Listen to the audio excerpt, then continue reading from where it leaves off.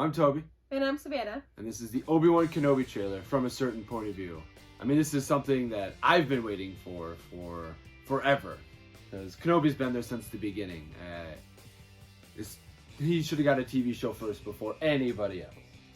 But that's my opinion. That's who my tunic is based off of, and after I've styled my fighting style that I do when I play with lightsabers around Kenobi, I love Kenobi. I'm Toby-Wan Kenobi. I mean, it's what I've been my whole life. That's what my family has always called me.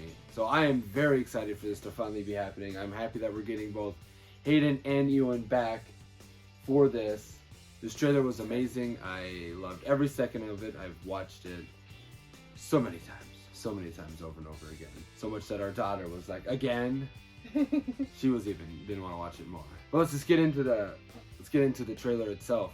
We open up with right there on the Tatooine with the twin suns and Kenobi walking with an Eopie. What is that? That's the creature, four-legged creature. That's what he's on at the end of Revenge of the Sith when he gives Luke to Beru. It's just a creature from Tatooine. That's what a lot of them use. It's a big, there's a lot of Eopies in the Kenobi book that came out a while back. It sets the tense off right away. I mean, we have John Williams coming back to score this TV show. As he should. I mean, we've had Ludwig, who has been doing the Mandalorian in the Book of Boba. He's been doing a fantastic job, and it's been great. But I'm so excited to have John Williams back. I guess there's always people, but I don't know who wouldn't be excited to have John Williams back. Yeah. I'm sure even Ludwig, who does the other ones, I'm sure even he's like, yeah, give this one to John Williams. This is Williams. This is his. And I mean, so many just tones that we hear from different themes throughout Star Wars in this one trailer. We have the Duel of Fates, you have the Battle of the Heroes, you have Anakin's Dark Deeds, you have everything kind of coming up. Yeah. So basically what I said in the last video about like not doing greatest hits, no, I want the opposite in this. Yeah. I think John Williams should do all the greatest hits of the prequels in this. Like, just have it all, because it was all perfection. Yeah, the opening scene really sets the tense, just like with him talking of the battle's over, we lost. Like, he's still dealing, and this is like a good 10 years after Revenge of the Sith. So this is like 9 BBY. So he's dealing with a lot. So obviously he's still dealing with a lot. And when he's talking, I think he's talking to Qui-Gon. I hope so. I mean, I hope we get to hear. We will get to hear Liam's voice. I would imagine. I don't know why we wouldn't. I mean, he was the first Jedi to learn how to keep his own presence in the flow of the Force. In the Force, he's able to keep his own presence and be who he was. He can't become a Force ghost because he never did finish the training like Yoda, Obi-Wan, and Anakin do, and in the sequel trilogy, Luke does. And Leia. So it'd be nice if we'd be able to hear his voice, be able to get that in there. And Liam Neeson does voices all the time. Yeah, right. And he's a voice actor. He does a great job as a voice actor, so he can do it here.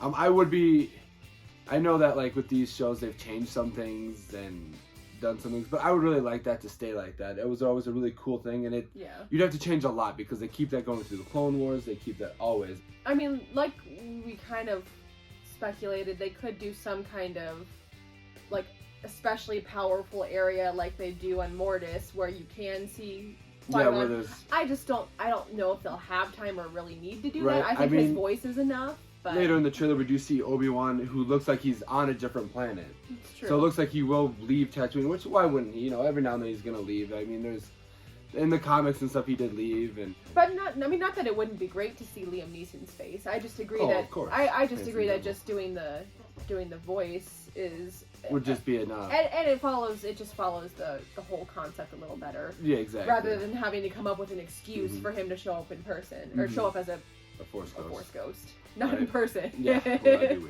weird. Holy shit, Qui-Gon's here. I'm really excited to see all those things. And then we go right in. He's still looking over Luke. He's still protecting him. You see Luke, who's looking like his father, racing a pod racer there. Yeah. And you got Beru and Owen, who are the same actors from the prequels, which is cool that they got them back. Yeah.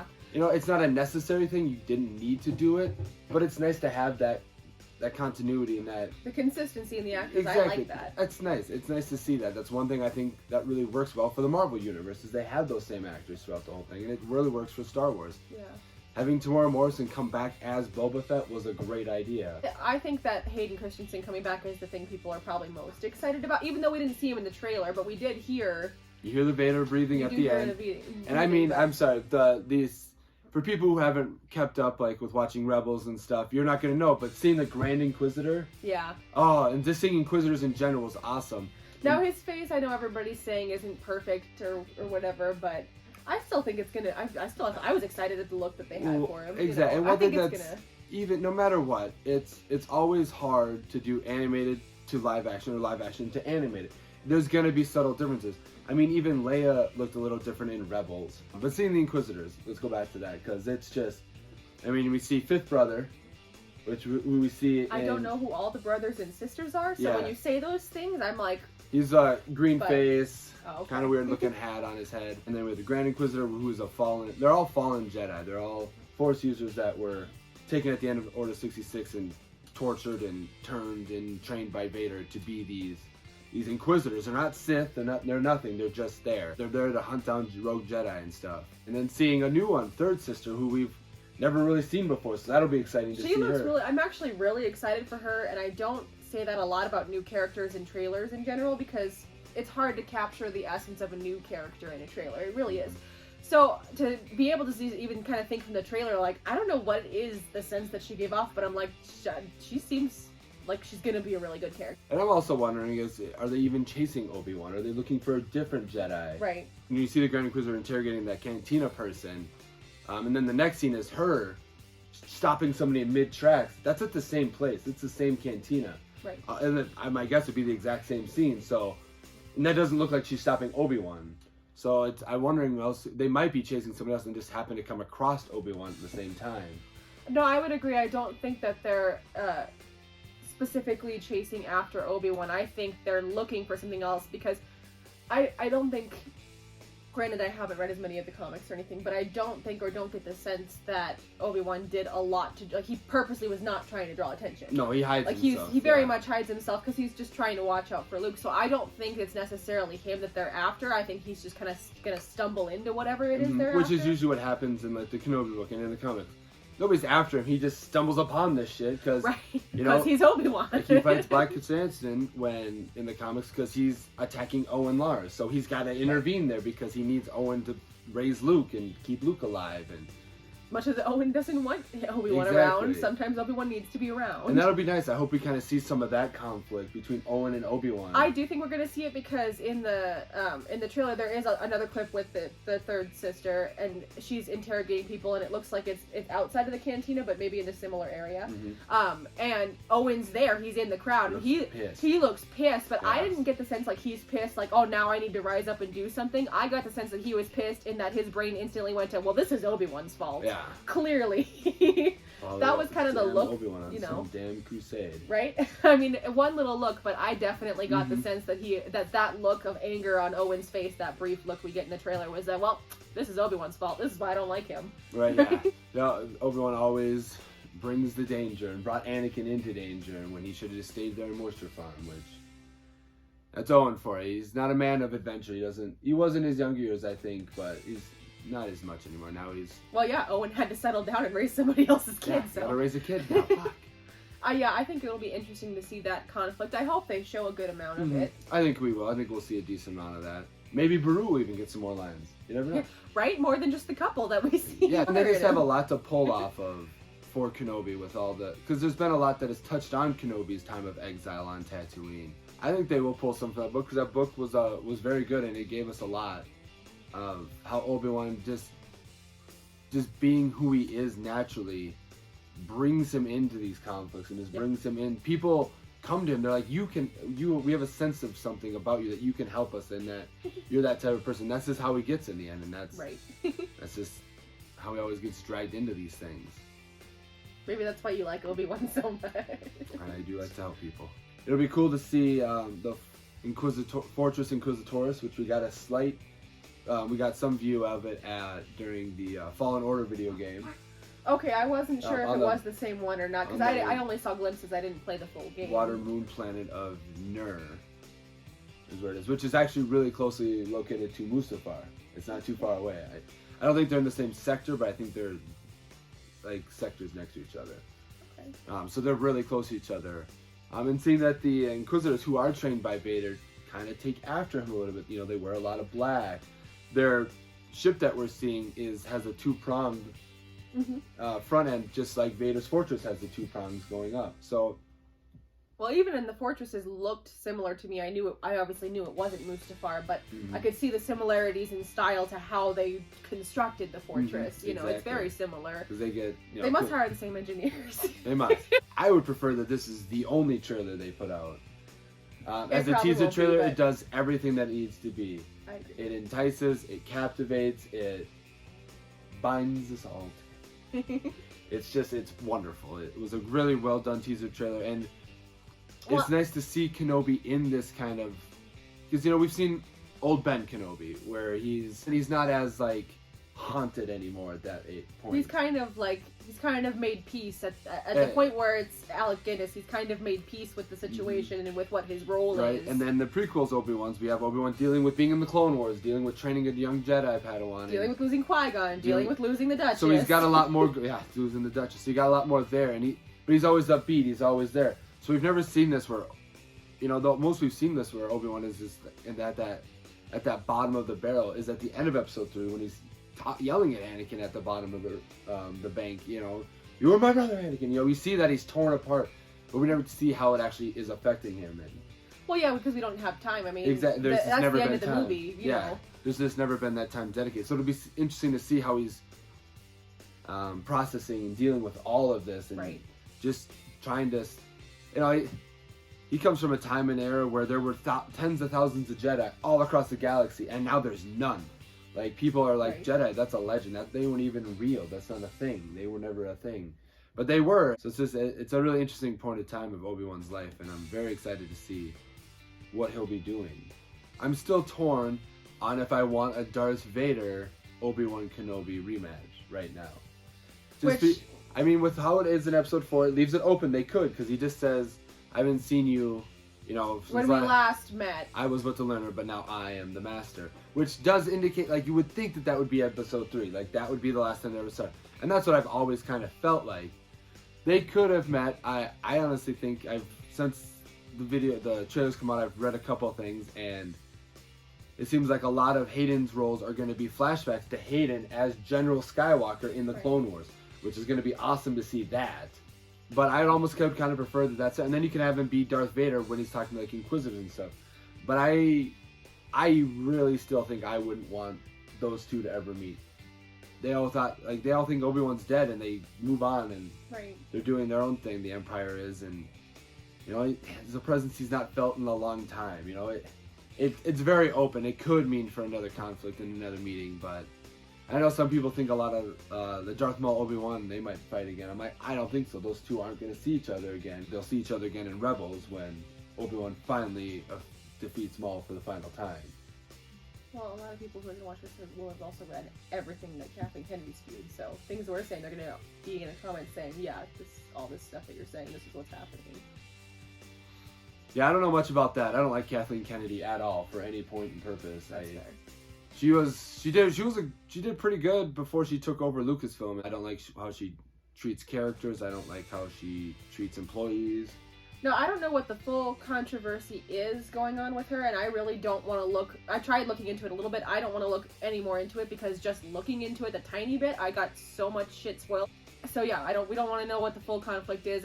Whatever it is, I think that the people who are most handling to the show the most are going to do it well. I think Deborah Chow's going to do a good job directing, and I think the writer should hopefully do a good job. I haven't done much research into his other works, but I'm very hopeful from the trailer that he's doing a good job. Well, I feel like Dave Filoni and Jon Favreau will have some say in the show, and they're going to keep it because yes, they've changed a couple things here and there, but they do care about Star Wars. They do care about the continuity of Star Wars. Right. And I think that they're going to pay attention and keep true to that. So not everything Filoni and Favreau does is amazing in gold, but I mean 99% of what they do is amazing in gold. It's true. But I have a lot of faith, especially after seeing the teaser trailer, that the people who are actually like writing and directing and really have their hands in this are going to do a good job with it. I do think that some things are going to happen that are that don't have to, but I like that the teaser so far is, the trailer so far is really just focusing on the Inquisitors, because I think that they're gonna end up playing like a majority of the role in the first few episodes as the leading negative force. Like, I think they're gonna be playing the big driving role there.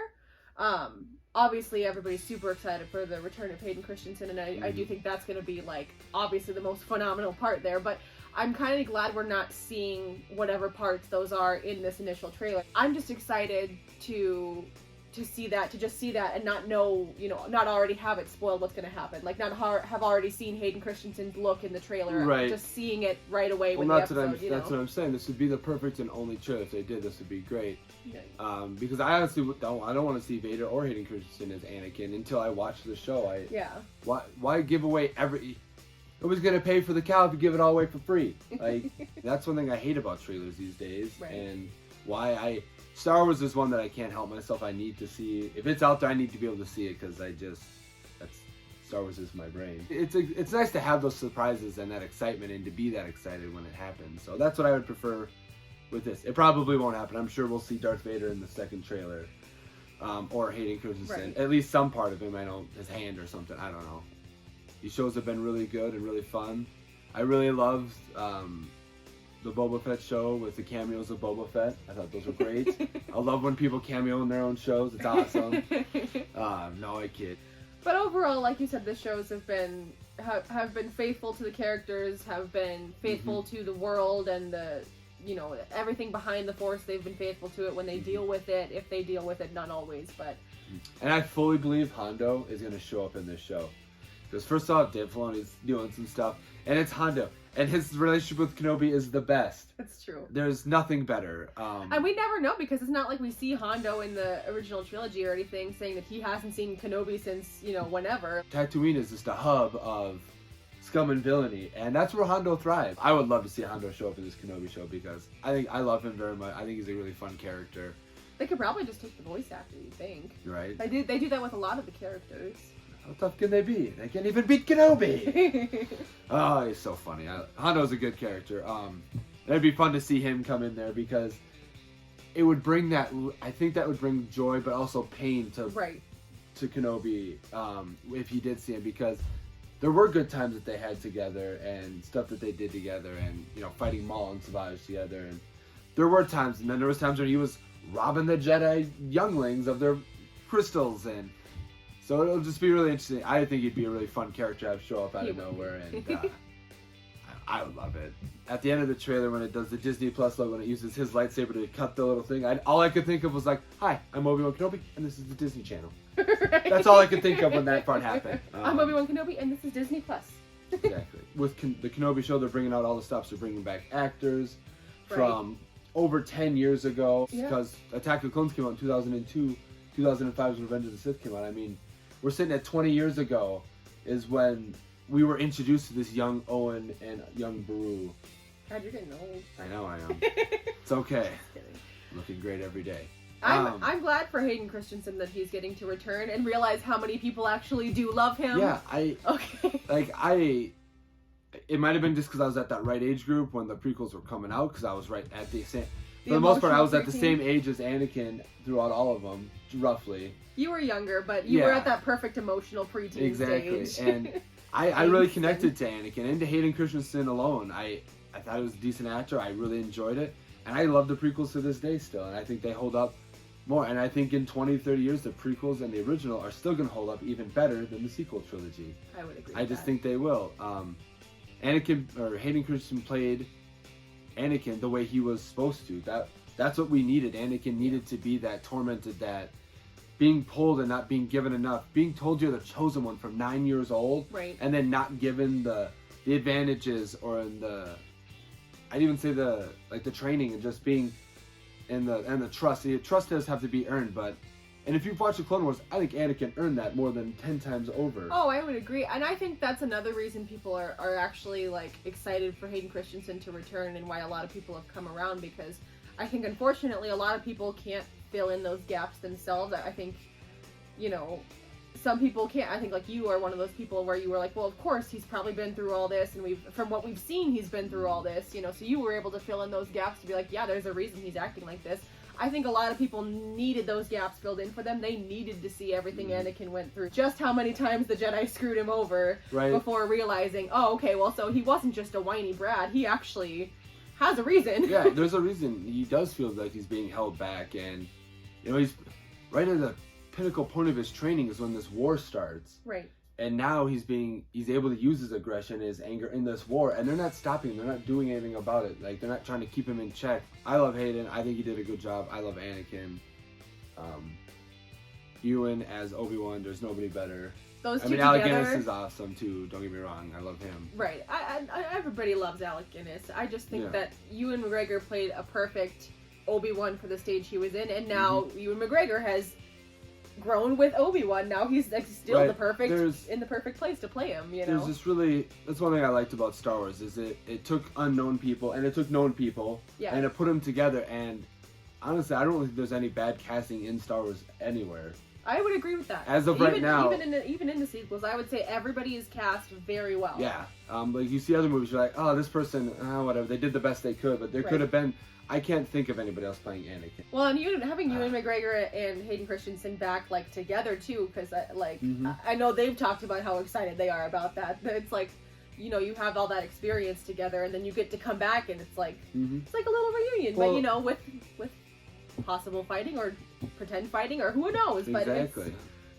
And if they do a duel, it'll be great because those two, I've watched so many behind the scenes things. The amount of time and effort they put into becoming in their training for lightsabers is phenomenal. Like some of the deleted scenes that didn't make it into episode 3 with Hayden Christensen, the way he just goes and watching him fight. He does it all by himself. Well, let us know in the comments what you think, and if you have any thoughts or questions. I know we didn't talk about everything. We could go on a lot more in the Planet of Nur, and there's a lot more we could go into. So if you have any questions, comment. We'll answer. We're back. We're ready. We're waiting for comments and questions. We'll do what we can, and glad to be back doing the videos. So we'll be back with the episodes too. Yep, we'll be doing those episodes, and we should try to get up before the show starts. We'll get out our boba stuff and anything else that we might need to.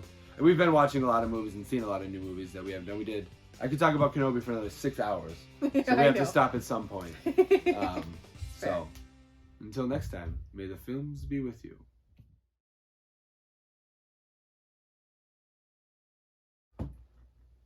Why? What did you do? Why did you draw on your face?